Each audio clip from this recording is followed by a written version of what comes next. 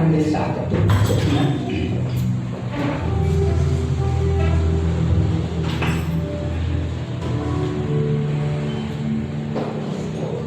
Pertolongan kami datang daripada Allah pencipta langit dan bumi, Allah yang tidak pernah meninggalkan umat kepunyaannya, Allah yang mengkhususkan hari ini bagi kami, Allah yang hadir di tengah-tengah kami.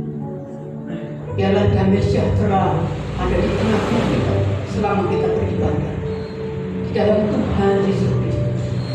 Haleluya. Amin. Kami persilakan dulu. Saya serahkan kepada Tuhan.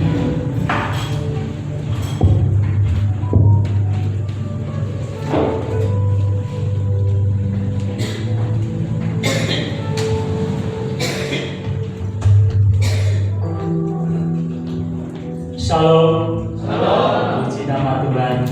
Pada pagi hari ini kita masih diberkati Tuhan.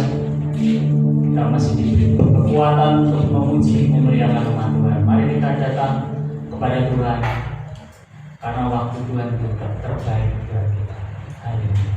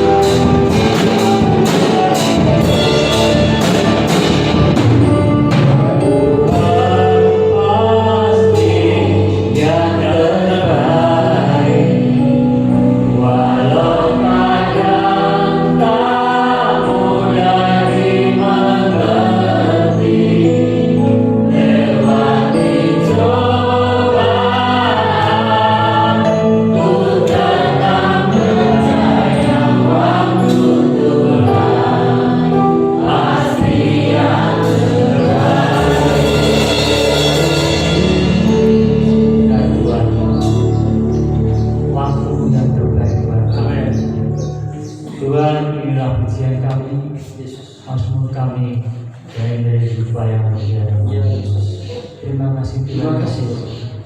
Haleluya. Haleluya. Amin. Ada sukacita pagi ini Bapak Ibu Saudara. Amin. Kalau kita kami dan Bapak Ibu kami.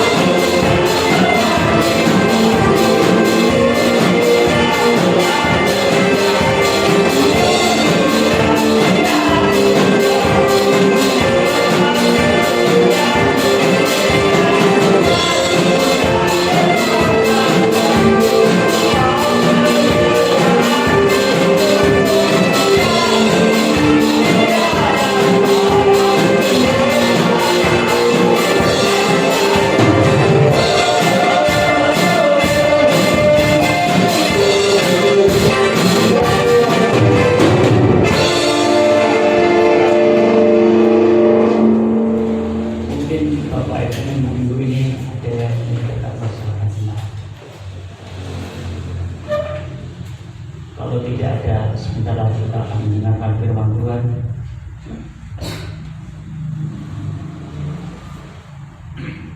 Kita akan bersihkan Yesus.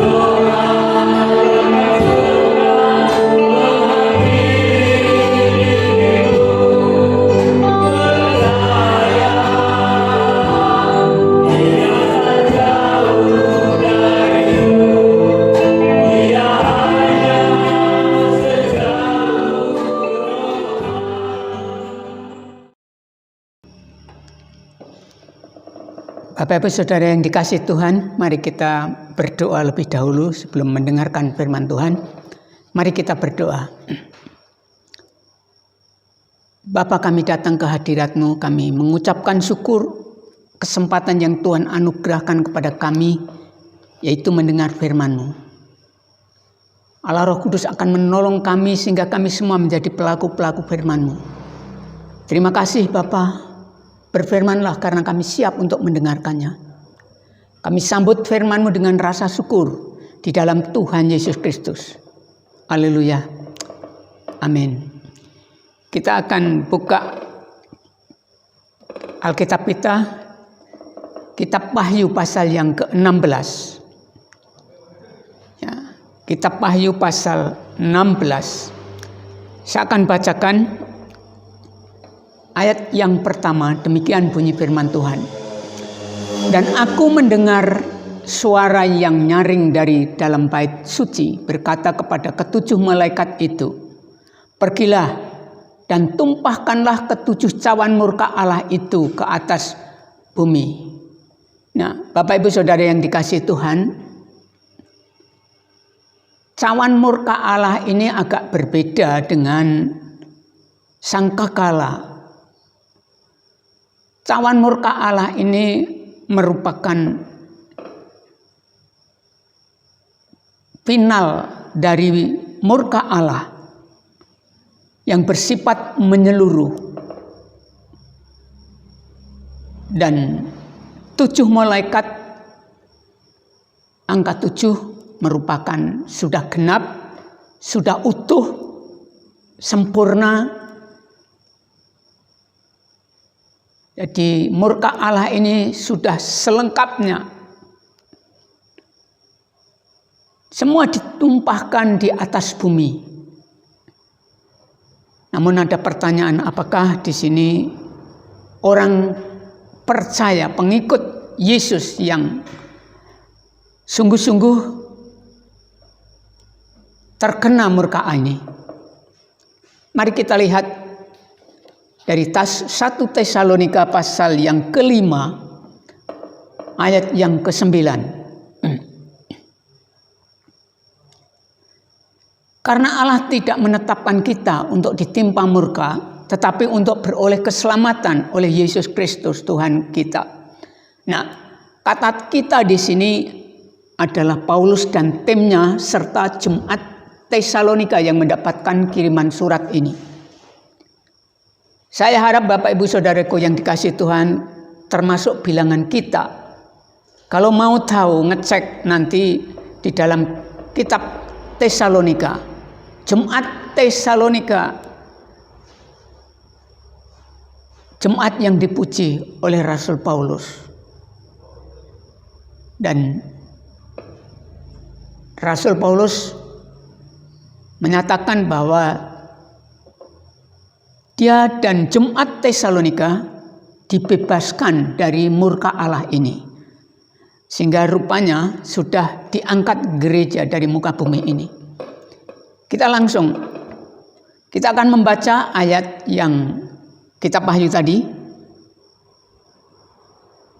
Pasal ayat 6, 2 sampai 6. Ya.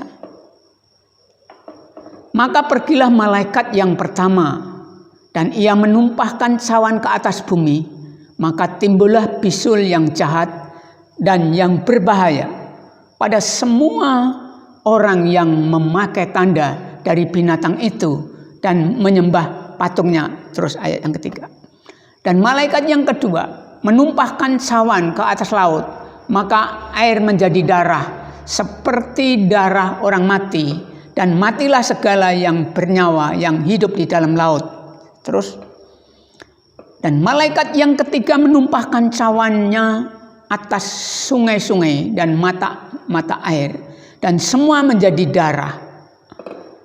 Dan aku mendengar malaikat yang berkuasa atas air itu berkata, adil engkau yang ada dan yang sudah ada.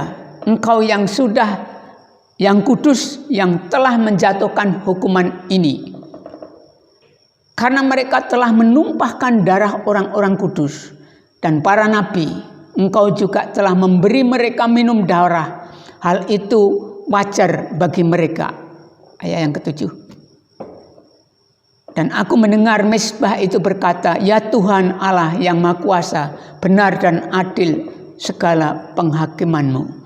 Nah, saudaraku yang dikasihi Tuhan, malaikat-malaikat menumpahkan murka Allah yang pertama di muka bumi, yaitu orang yang punya tanda, yang menyembah binatang. Nah, antikristus binatang di sana, dan nabi-nabi palsu, semuanya kena bisul itu. Lalu malaikat yang kedua menumpahkan murka Allah ke atas laut sehingga laut menjadi darah. Dan yang ketiga, murka Allah ditumpahkan ke atas sungai, air tawar, semua menjadi darah. Peristiwa ini pernah terjadi pada waktu bangsa Israel dikeluarkan dari Mesir. Musa memakai mujizat-mujizat Allah sama dengan apa yang tertulis di dalam kitab Wahyu ini. Dan sambutan malaikat mengatakan bahwa Allah itu adil, Allah itu benar, Allah itu kudus. Sehingga tidak bisa mengatakan bahwa Allah tidak benar, Allah tidak adil. Malaikat memproklamirkan bahwa Allah itu benar, Allah itu kudus, dan selayaknya orang-orang yang tidak mengikut Tuhan Yesus mendapat tekan murka seperti ini. Ayat 9, 8-9 ya. Dan malaikat yang keempat menumpahkan cawan ke atas matahari, dan kepadanya diberikan kuasa untuk menghanguskan manusia dengan api. Dan manusia dihanguskan oleh panas api yang dahsyat, dan mereka menghujat nama Allah yang berkuasa atas malapetaka-malapetaka itu, dan mereka tidak bertobat untuk memuliakan Allah. Nah, kita tidak terlalu sulit bagi orang yang tahu bahwa kalau lapisan ozon sudah tidak ada, atmosfer sudah rusak, dan otomatis sinar ultraviolet menembus ke bumi, dan itu menghanguskan orang-orang. Dan anehnya, orang ini tahu bahwa malapetaka itu datang karena murka Allah, tetapi dia tidak mau bertobat, bahkan menghujat Allah. Nah, inilah manusia bebal yang sudah terlalu jauh, hidup jauh dengan Tuhan. Ayat selanjutnya, dan malaikat yang kelima menumpahkan cawan ke atas tahta binatang itu, dan kerajaannya menjadi gelap, dan mereka menggigit lidah mereka karena kesakitan.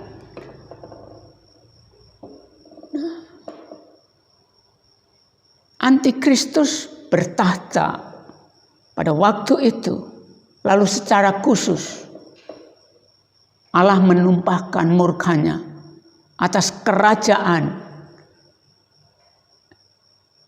Dan akhirnya manusia yang ada di dalam kerajaan itu dan Antikristus sendiri juga mengalami kesakitan.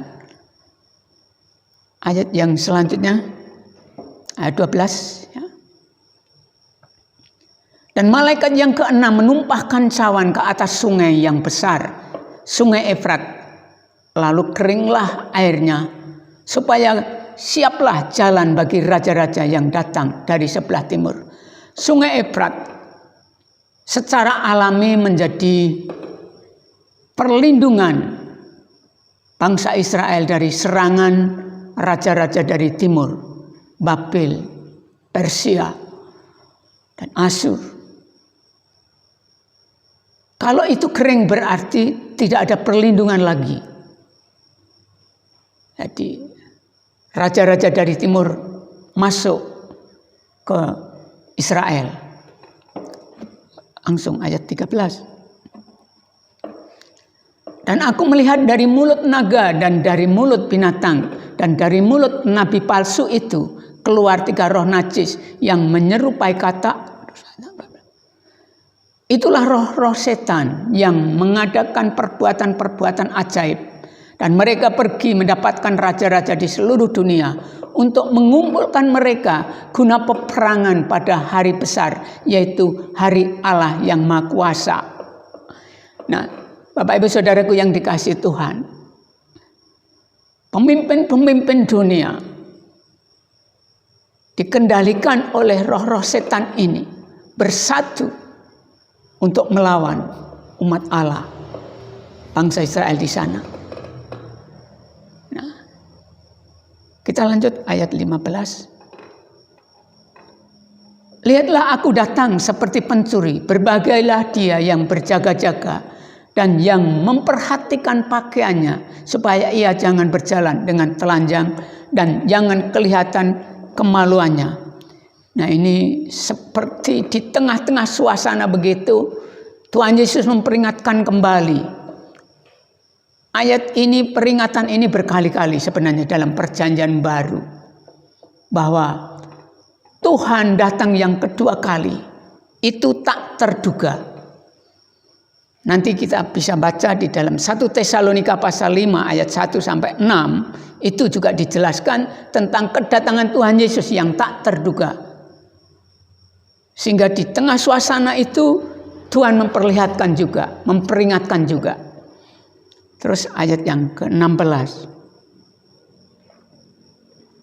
Lalu ia mengumpulkan mereka di tempat yang dalam, bahasa Ibrani disebut Harmagedon, yaitu raja-raja tadi, di ayat 14. Lalu mengumpulkan itu dan berperang di Harmagedon. Harmagedon adalah Gunung Megido. Zaman dulu tempat peperangan besar selalu ada di sana.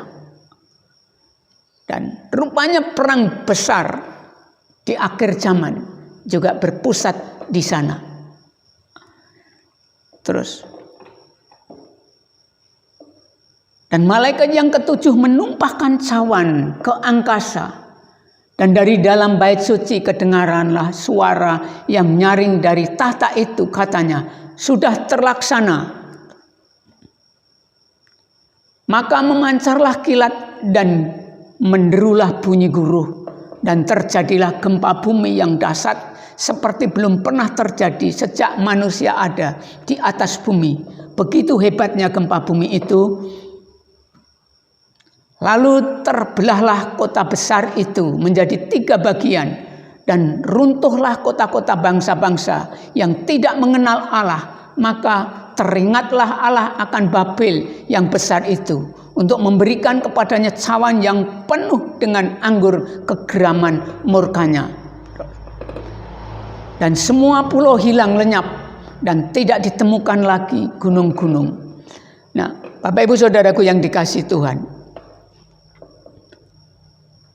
gempa bumi yang dahsyat menghancurkan sepertiga kota besar, kota Yerusalem yang disebut di situ.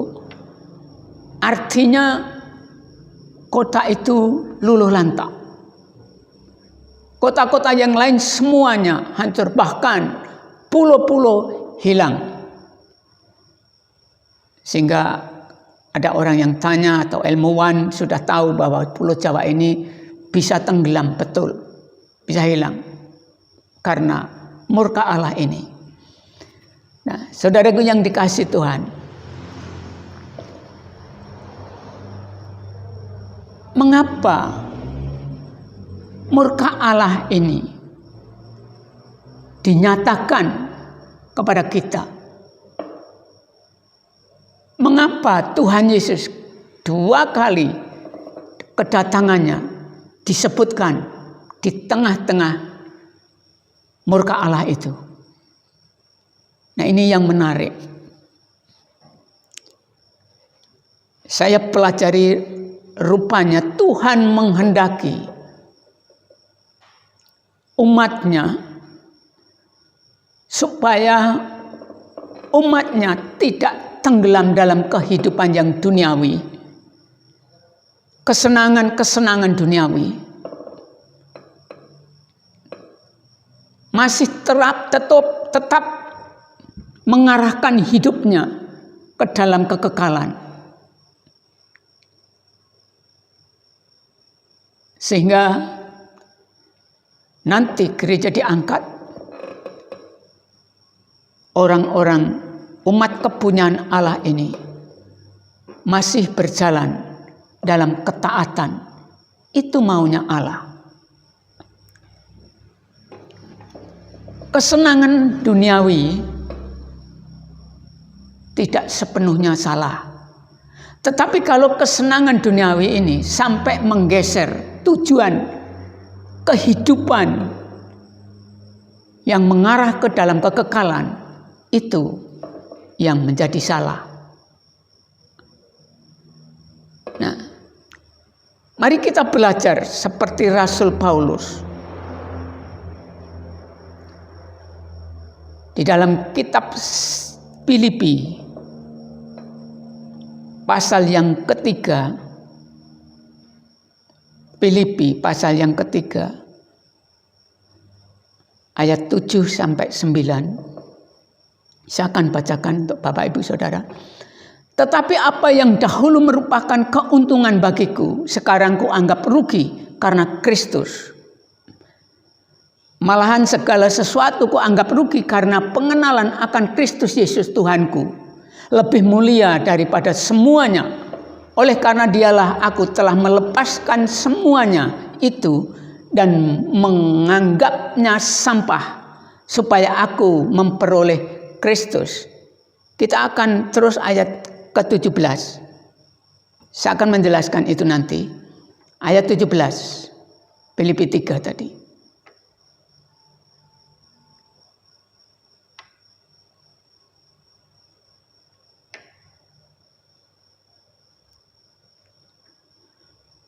Saudara-saudara, ikutilah teladanku dan perhatikanlah mereka yang hidup sama seperti kami yang menjadi teladanmu. Itu kata Rasul Paulus. Rasul Paulus sebelum menjadi pengikut Yesus, pada waktu dia masih namanya Saulus, dia seorang Farisi yang sangat dihormati, berpendidikan, menjadi pemimpin agama pada waktu itu. Sehingga kesenangan secara duniawi Paulus dapatkan. Tetapi setelah dia mengenal Yesus, menjadi pengikut Yesus, itu semuanya diletakkan, dianggap sampah dibanding dengan pengenalan akan Kristus Tuhan dan kebenarannya. Itu menjadi kesukaan Rasul Paulus, menjadi kesenangan Rasul Paulus. Jadi kesenangan dunia digeser menjadi kesenangan yang bersifat kudus, kesenangan rohani, mengenal Tuhan dan kebenarannya. Itu menjadi kesenangan Rasul Paulus, dan kita diminta untuk meneladani dia. Nah, sehingga kalau kesenangan kita seperti kesenangan Rasul Paulus, tidak akan menggeser tujuan hidup di dalam kekekalan. Apa tujuan hidup ini? Mari kita lihat di dalam Matius pasal 6 ayat 19. Matius pasal 6 ayat 19. Janganlah kamu mengumpulkan harta di bumi ngengat dan karat merusakkannya, dan pencuri membongkar serta mencurinya. Nah, semua orang hidup di dunia ini mencari harta. Tetapi jangan lupa bahwa dunia akan dihukum seperti tadi saya uraikan. Sehingga Tuhan Yesus menasihatkan supaya kita menyimpan harta di surga. Artinya kekayaan yang kita miliki di dunia ini harus dipakai untuk menunjang kehidupan rohani, untuk menunjang pertumbuhan rohani, untuk pekerjaan Tuhan yang bersifat kekal. Sehingga tujuan dalam kekekalan kita nanti di sana tidak telanjang. Kita sudah mengerti pakaian yang kita pakai itu merupakan perbuatan baik. Dan kalau kekayaan kita, berkat yang Tuhan limpahkan di bumi ini untuk menunjang kehidupan yang bersifat kekal, itu namanya menyimpan kekayaan di surga. Nah, ini harus menjadi tujuan hidup kita. Karena di dalam ayat 24 pasal 6 Matius ini, Tuhan Yesus memperingatkan kita. Ayat 24. Tak seorang pun dapat mengabdi kepada dua tuan, karena jika demikian ia akan membenci yang seorang dan mengasihi yang lain, atau ia akan setia kepada yang seorang dan tidak mengindahkan yang lain. Kamu tidak dapat mengabdi kepada Allah dan kepada Mamon. Mamon adalah duniawi, harta kekayaan, dewa harta kekayaan. Dan kita tidak bisa mengabdi kepada kekayaan dan kepada Allah. Sehingga nasihat Tuhan Yesus mengumpulkan harta di surga. Kekayaan yang kita miliki, kita pakai untuk kehidupan rohani yang bersifat kekal. Kita pakai untuk pekerjaan Tuhan yang bersifat kekal. Dan itulah menyimpan harta di surga. Hidup ini suatu pengabdian, ibadah, dan kesempatan dalam pengabdian hanya ada di dunia ini. Nanti di dalam kekekalan kita menyembah Tuhan, kita memuji Tuhan. Nah, kalau arah hidup kita sampai tergeser oleh kesenangan-kesenangan duniawi, itu yang dikhawatirkan. Sehingga di dalam kitab Wahyu pasal 16 ini diabadikan tentang murka Allah, tetapi juga diperingatkan tentang kedatangan Tuhan Yesus yang kedua kali. Itu tak terduga, supaya umat Tuhan kesenangan duniawi tidak akan menggeser kehidupan yang benar, tetapi kesenangan duniawi dipindahkan kesenangan yang bersifat rohani, yaitu mengenal Kristus dan kebenarannya.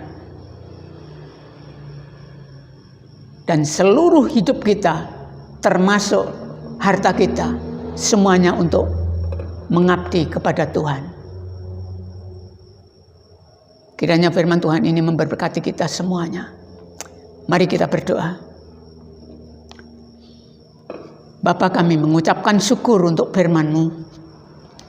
Biarlah hidup kami dalam pengabdian kepadamu tidak tergeser oleh kesenangan duniawi ini.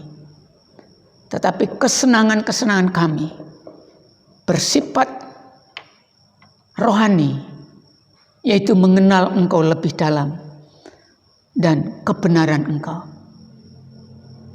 Terima kasih Tuhan untuk firman-Mu.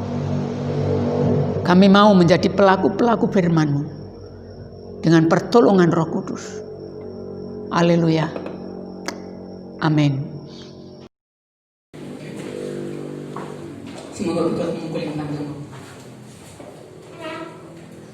Bapak, kami semua mengucapkan syukur untuk hubungan umat-Mu. Kami bersyukur untuk akhiratnya. Kau Bapa yang baik, Kau mendengar semua permohonan-permohonan kami Tuhan, dan Kau akan memberikan yang terbaik bagi kami, biar kehendak-Mu itu jadi dalam hidup kami.